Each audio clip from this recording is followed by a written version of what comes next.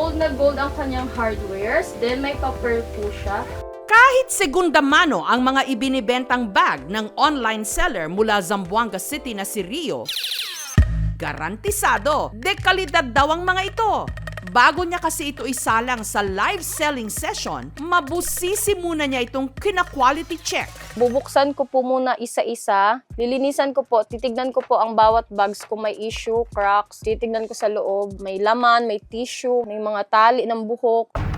Pero sa isa sa mga ito, hindi basura o abubot ang kanyang nakapa, kundi isang singsing. Akala ko po una-una ay parang peke lang. Pero mabibighani ka po. Nilinisan ng kapatid ko hanggang sa naging makintab. Dito na raw lumitaw ang itinatago nitong ganda. Ang singsing, kulay rose gold, napapalamutian ng sandosenang bato. Nasya kami kasi yung diamonds niya nag-iilaw.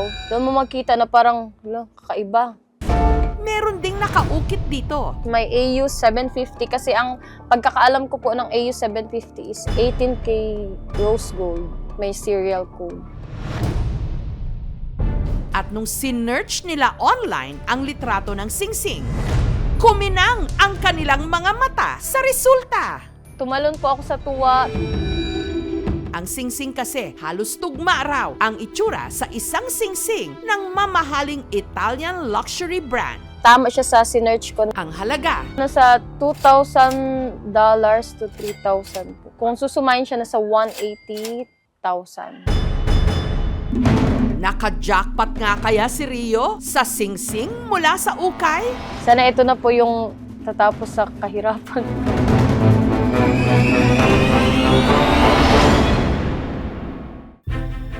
Ang bag kung saan nakuha ni Rio ang singsing galing daw sa idineliver sa kanyang kahong-kahong ukay-ukay na inaangkat pa sa ibang bansa ng kanyang supplier mula Cagayan. Ang laman ng isang box nasa 40, minsan 30 plus na bags. Ang isang box po kasi nasa 7,200. Kapag pinalad, nakabibenta siya ng isang box ng segunda mano bag sa live selling. Matutubo ko po nasa 1.5 sa isang box. And then may zipper siya sa loob. Ang kita niya sa pagbebenta ng ukay at ang sweldo ng kanyang mister na kawani ng Philippine Navy, pinagkakasya nila sa pangangailangan ng 3 nilang mga anak. Mahirap po. Opo, although yung mister mo may trabaho, pero kulang pa rin. Loan dito, loan doon. Minsan naabot kami sa sasangla kami ng ATM. Dagdag pa raw sa kanilang isipin ang bunso nilang si Sundro na may sakit sa baga. Suka siya ng suka ng dugo, para na siyang lantang gulay. Akala ko pa mawawala siya sa amin, pero ginagawa ko lahat. Para magkabaon-baon na sa utang. Ang gamutan niya minsan umaabot ng 2K monthly. Ayan, ito siya, 180 na lang to mga madam.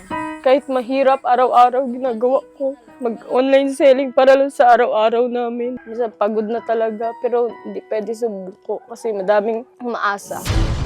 Kaya may kumislap na pag-asa sa mga mata ni Rio nung nakita niya ang singsing. Sana ito na po yung pinagdadasal ko na maging ginhawa yung buhay. Pinost ko din siya sa Facebook. Madami din po nag-comment, mahal daw po iyan.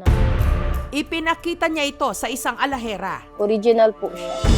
At ang mga batong nakapalamuti rito, kinumpirma niyang isang klase raw ng diamonds. Isa siyang Russian diamond. Wala pa po sinabing presyo. Pero sa tingin po nila, mahal po yung ganyan kasi may brand.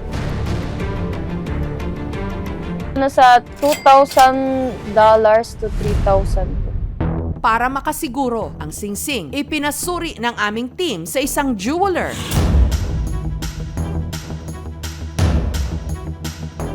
Totoo nga kayang luxury ring ito? Nakabalot siya ng 18K gold. Magkano kaya ang presyo? Ang ring mo, ma'am, may value po siya. Isa na naman bang kababayan natin ang naka-jackpot sa ukay? Ito na yung tatapos sa kahirapan ko. Alamin sa aming pagbabalik. Pamain ako dito, ayan. No? Ang ukay-ukay seller mula Zamboanga City na si Rio, kuminang ang mga mata nung sa isa sa mga ibinibenta niyang segunda manong bag, meron siyang nakapang singsing. Yung kulay po kasi ng diamond is hindi din siya faded. Gawa raw ng isang Italian luxury brand. Nasa $2,000 to $3,000. Para malaman ang halaga ng nakitang singsing ni Rio sa ukay, sinamahan namin siya sa 2 dekada ng jeweler sa Zamboanga City. Ang singsing, kiniskis sa bato at saka pinataka ng asido. Nakabalot siya ng 18K gold. Pero sa katagalan kasi, luma na yung item. Na-tarnish na rin yung gold na nasa labas. Coated lang siya. Hindi siya pure sa loob. Sa labas lang yung gold niya. Ibig sabihin ang katawan ng singsing, hindi raw gawa sa purong ginto. Kinilatis din ang bato na pinaniniwalaang Russian diamonds daw. I-try natin sa diamond tester, ma'am, yung stone mo. Kasi pag totoong diamond siya, yung red is aabot talaga dito. Pero pag hindi siya diamond, hanggang dito lang talaga siya. At nung ginamitan na nga ito ng tester,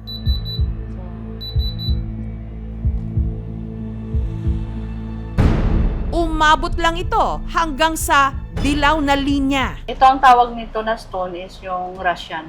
Russian Oo. So, ordinary stone lang siya na ginagamit. Kasi pag diamond siya, isasample ko sa iyo ha, yung real diamond, pares nito, aabot talaga yan ng red. Magre-red talaga yan siya. Yan ang real diamond. Ang tanong, may halaga pa ba ang batong ito gaya ng tunay na diamonds? Yes, may value itong ring mo. Pero, hindi lang siya kasing mahal ng tunay na diamond.